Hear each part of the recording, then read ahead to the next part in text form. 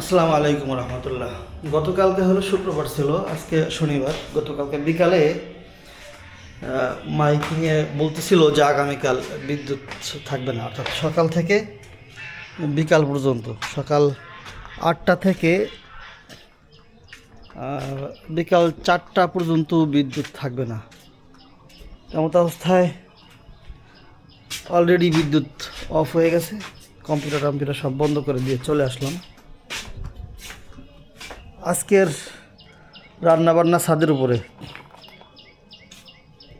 এই যে রান্নার কাজ শুরু। চুলের মধ্যে কি দিছো? প্লাস্টিক হচ্ছে, এটা সব ভালো করে না পোড়া পর্যন্ত ভালো করে জ্বলবে না।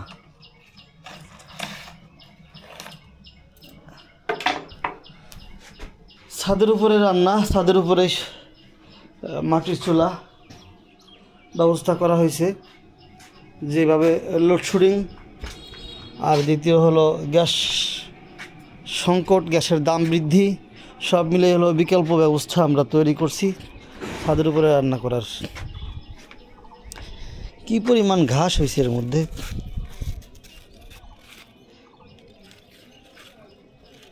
এই গাছটা মরে গেল কে? একটা গাছ মরে গেছে। কি গাছ মরছে এটা? এই যে হলুদ হলুদ ফুল, ছোট ছোট, শুকায় গেছে পাতা। পাতায় গাছে তো অনেক কাটা। এটা কি তরমুজ? সরি, তরমুজ বাঙ্গির গাছ নাকি? হ্যাঁ, তরমুজ না? হ্যাঁ, পাতা তো এরকমেরই দেখতে। তো গাছটা মারা গেছে। আর কুমড়া গাছটা কিন্তু হইতেছে সুন্দরভাবেই। ছাদের উপরে আমাদের যে টবগুলিতে গাছ আছে, কিন্তু যত্নের অভাবে কোনো ফল দিতেছে না, যত্ন করা হয় না, খালি ঘাস হয়, সার ওষুধ কিছু দেওয়া হয় না।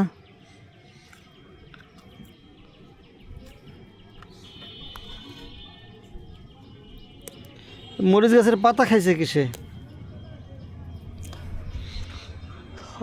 অনেকগুলি ঝুড়ি, কিন্তু যত্ন না নেওয়ার কারণে ঝুড়িগুলিতে কোনো কাজে লাগতেছে না। আর এইখানে মরিচ গাছটা আমি যত্ন করা শুরু করছিলাম, কিন্তু এই যে অপরিষ্কার ময়লা আবর্জনা দেওয়ার পর আর পরিষ্কার করা হয়নি। জঙ্গল হয়ে একদম মরিচ গাছগুলো নষ্ট হয়ে গেল। হাত দেওয়ার মতো পরিবেশ নাই আর কি। ওই পচা টচা জিনিসপত্র রাখছে দেখে আর হাত দিইনি, কিন্তু এইটাই পরিষ্কার আছে, এটা হাত দেওয়া যায়। এটা মাটি, তার মানে এই ঘাসগুলি আমি এখন মেরে দেই। ঘাসে তো সার ওষুধের ভাগ বসায়।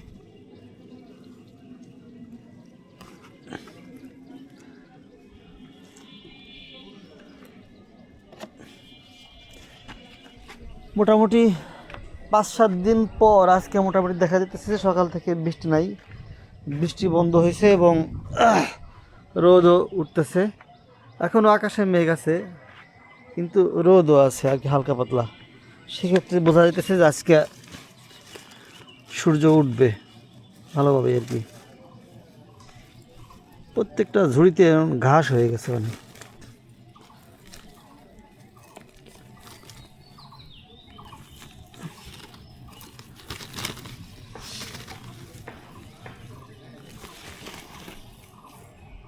এই যে ঘাস, মাটির যে উর্বরতা ঘাসে নষ্ট করে দেয়। ঘাসে মাটির সার খেয়ে ফেলে, যার কারণে আমরা যেই ফসল উৎপাদন করার চেষ্টা করি, অর্থাৎ যেই গাছই লাগাই না কেন, ওদের সাথে এই ঘাসগুলি বেশি তাড়াতাড়ি বড় হয়ে যায়।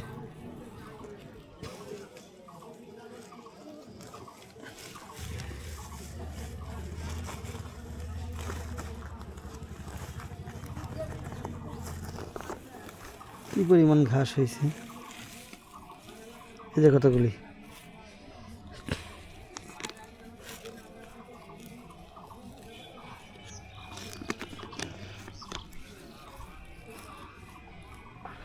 এখন থাকলো 2টা মরিচ গাছ এই ঝুড়িটায়।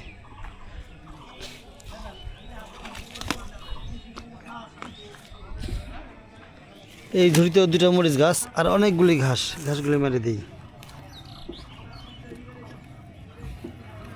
ছাদের উপরে চাষাবাদ করে অনেকেই তাদের প্রয়োজনীয় সবজির চাহিদা মিটায় ফেলে।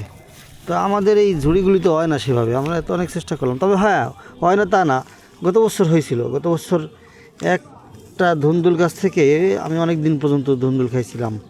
তারপরে এই বছর টমেটো লাগাইছিলাম, অনেকগুলি টমেটো খাইছি এবছর। টমেটো বলা চলে যে কিনাই লাগে নাই আর কি, টমেটো গাছের থেকেই আমরা খাইতে পারছি। অনেক টমেটো ধরছিল আমাদের এই ঝুড়িগুলিতে। একটা বেগুন গাছ লাগাইছিলাম, বেগুন অনেকগুলি ধরছিল। রোজার মাসে বেগুনের চপ খাইতে পারছি আমরা। তারপরে মরিচ গাছ তো দেখতেছিনি, মরিচ গাছ হয়েছে। যদি মরিচ ধরে তাহলে মোটামুটি কিছুটা হলেও চাহিদা পূরণ করা সম্ভব হবে। তো সেভাবে বেড়ে উঠতেছে না, আর পাতা কুকড়ায় যেতেছে।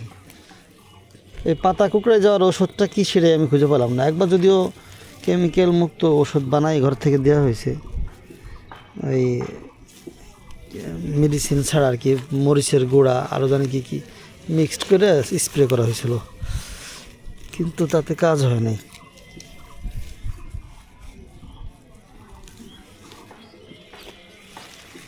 এখনও পোকা আছে। এতগুলি ঘাস দুইটা ঝুড়ি থেকে উঠাইলাম। যদি কারো মানে বকরি টকরি বা খাসি থাকে তার খাওয়ানো সম্ভব এতগুলি ঘাস।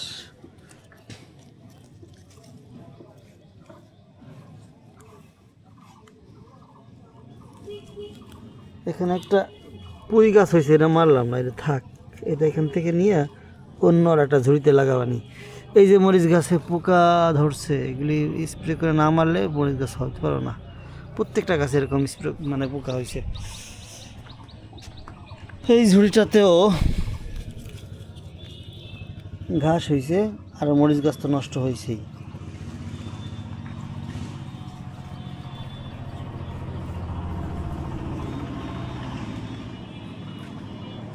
এখানে একটা সাদা কলমির শাক, ওটা কাটবো না।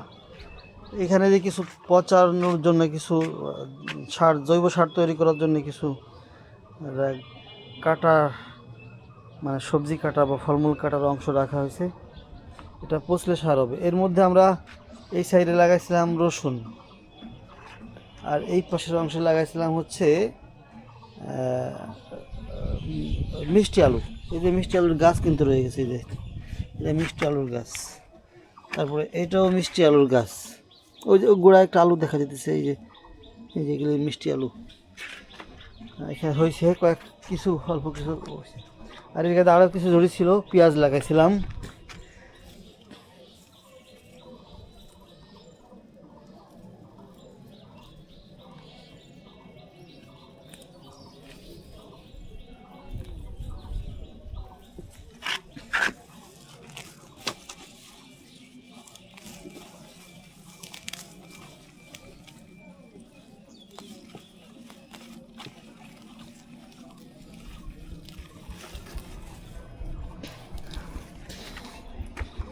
এত ঘাস হয়।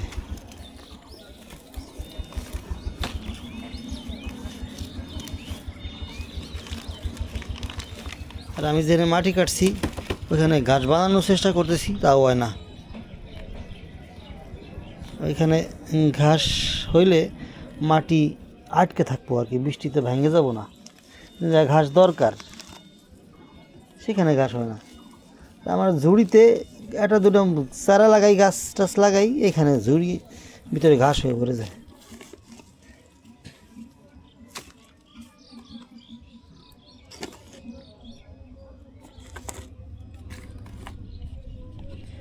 আর একটা আমরা করছিলাম ধুনের ক্ষেত, কিন্তু দেখা গেলো যে ছাদের উপরে পাখি আসে, পাখিতে সব ধুনে খেয়ে ফেলছিল আর কি। আমরা আছি এখন ছাদের উপরে, চারতলা ছাদের উপরে। এই ঝুড়িটা পরিষ্কার করার মতো পরিবেশ নাই, এখানে অবস্থা খারাপ, পরে হাত দেবানি এখন না।